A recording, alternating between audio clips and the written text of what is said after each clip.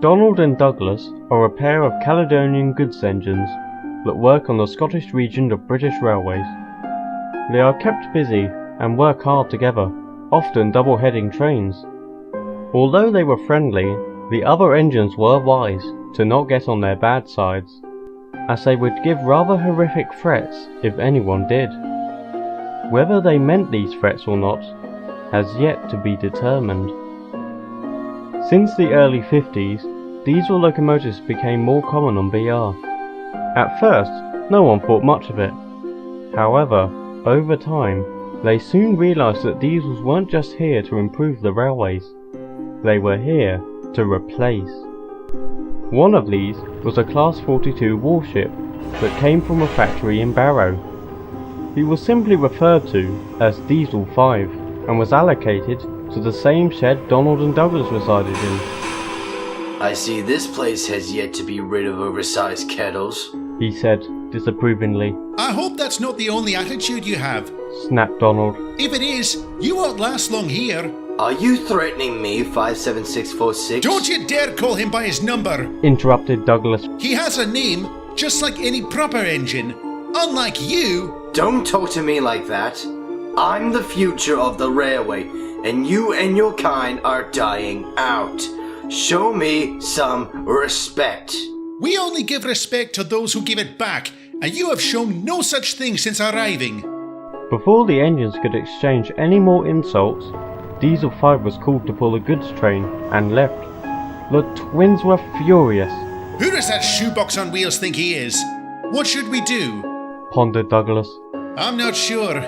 He's only given words so far, but if he does something to us or anyone else, then we'll think of something.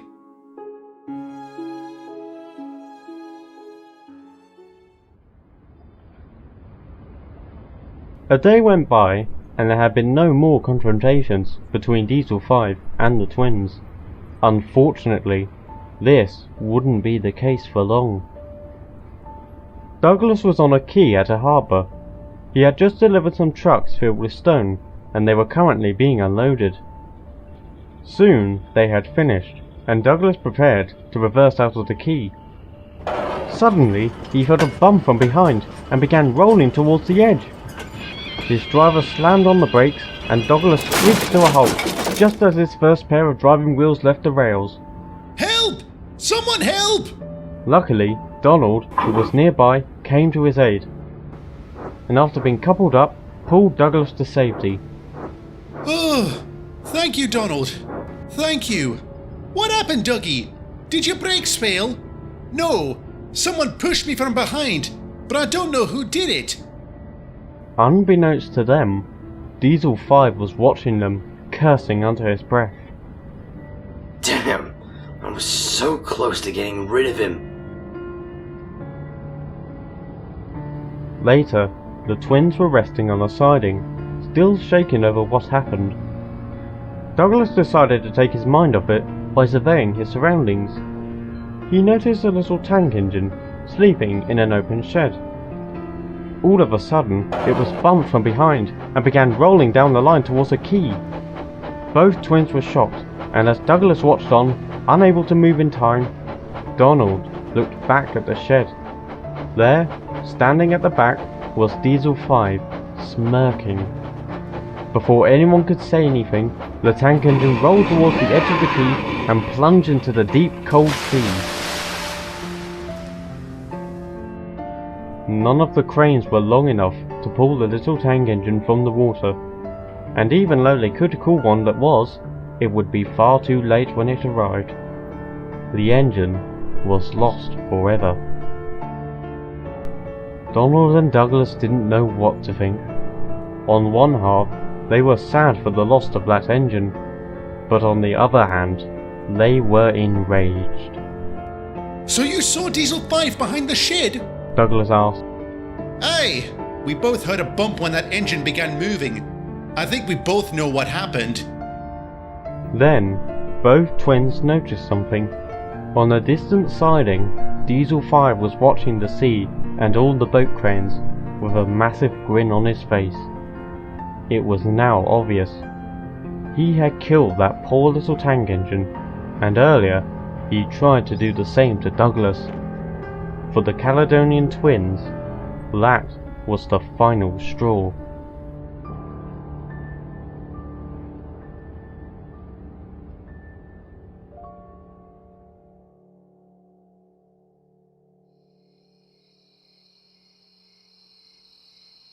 That evening, Diesel 5 was in a goods yard, preparing to leave. He had just delivered the train there, and was currently filling up on fuel. When he finished, his driver entered the cab, and they were on their way. Neither of them noticed a certain pair of engines on a siding, watching them. "It's a shame you weren't able to get rid of that Tinder engine," Diesel 5's driver said. Indeed. I'm sure I'll have another chance. He was interrupted by a spluttering sound from his engine, and before long, he came to a complete stop. What happened? "I don't know," replied the driver. "You're not working anymore." The driver got out and inspected Diesel 5, but there was nothing wrong. "Well, we must have taken bad fuel. I'll have to run back and phone for help." The driver then proceeded to jog up the line, back to the yard, where he would find the nearest signal box. Diesel 5 was all alone, but not for long. He began to hear the puffing of a steam engine from behind. I was hoping for a diesel to help me, but you're better than nothing. Ow! He cried as he was bumped from behind. Do you mind? Quiet, you! Came a stern voice. Oh, which one are you? 57646 or that other one? We're both here. Diesel 5 found this amusing. What? It takes two of you just to move one of me? Actually, we both wish to accomplish the same goal, replied Donald. What are you talking about? The twins didn't reply and began pushing. Wait, what about my driver? He hasn't come back yet. Again, the twins didn't respond. Are any of you going to answer me? Still no response. Eventually, they arrived at a set of points and stopped. Diesel 5 watched as one of the drivers jumped from the cab and switched them. Then, they moved onto an old, rusty line. Diesel 5 was going to ask where they were going, but since he didn't get an answer on the last few questions, he saw no point in it. Soon, they came to an old wooden bridge. Diesel 5 thought nothing of it at first, until he noticed something. There was a large gap between both ends of the bridge, meaning it had collapsed. Can you two stop? The bridge is out. The twins said nothing and kept moving. Diesel 5 was now desperate. Are you deaf? I said the bridge is out! Despite the Diesel's wailing, they moved closer to the edge. Then, as Diesel 5's first set of wheels left the rails, they came to a halt. Diesel 5 began to teeter. What? What are you doing? Tell me, Buzzbox, how does it feel teetering over the edge? Donald questioned. How does it feel knowing you could fall? What do you think it feels? It's bloody terrifying! Now pull me back! Now you know how I felt when you tried to push me off the quay. Not to mention that tank engine you sent flying into the bloody sea. Diesel 5's mouth dropped. How did you know? Did you think no one would notice the way you reacted to that engine's death? Donald answered. You might have hidden from the workers and manager, but you didn't hide from us. So we decided to make sure you can't harm anyone else. Of course, we had to get you to a standstill, added Douglas. So we contaminated the fuel in that goods yard with our water. Considering the length of the journey home, we knew you couldn't get back without taking some more. This was all planned? Please, I swear it was an accident. I never meant for that engine to fall in the ocean. I thought his brakes were... Don't give me that rubbish! Bellowed Douglas. As Donald said, we saw your reaction. That big grin on your face when the engine was announced dead. Your intentions were clear, and you achieved them. And you claim you're doing better? If I fall, the blood will be on your buffers. You're attempting murder. Murder! Then, Diesel 5 heard the cracking of wood beneath him. He soon realised that this bridge wasn't designed for engines his weight. Donald and Douglas wisely moved back onto land. Murder, you say? Well, how is it murder if the victim in question committed murder himself? Aye. You see, Diesel 5, this isn't murder. This is punishment!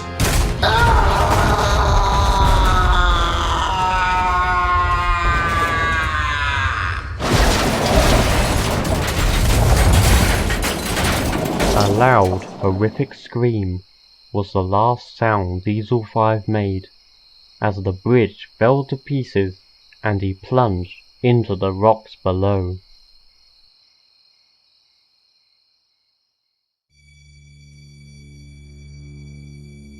No one ever did find out about the act Donald and Douglas committed on that night, but Diesel 5's absence didn't go unnoticed. His remains were eventually discovered by a breakdown gang, all of which were taken to crew for scrap. The workmen assumed that the driver left the engine to do something and forgot to put the brakes on properly, resulting in him rolling on his own. That was until the driver himself told them about the breakdown and that it must have been contaminated fuel, which was later confirmed by an inspector. In the end, no one has an answer to what happened to Diesel 5 that night. At one point, he was on the main line, and the next, at the bottom of where a bridge once stood. Shortly after the incident, some shocking details regarding Diesel 5's life on BR were recently uncovered. After hearing reports from eyewitnesses, Donald and Douglas discovered that that tank engine at the harbour was the 5th victim to Diesel 5. He was the cause of the deaths of 4 other steam engines, either by being pushed into the ocean or down large hills. It was also revealed that his driver had allowed him to commit these horrible deeds and was promptly arrested. After that, not much more was said on the matter. The death of Diesel 5 was still a mystery, but considering his crimes, no one thought much of it. As for Donald and Douglas, they admittedly had some guilt regarding their actions. On one buffer, it might have been wise if they brought Diesel 5 and his driver to the authorities and let them deal with it, but on the other buffer, he had taken the lives of 5 innocent engines, and it would have been 6 if Douglas wasn't saved by his twin. They eventually came to the same conclusion. No matter how it would have went, Diesel 5's fate was sealed.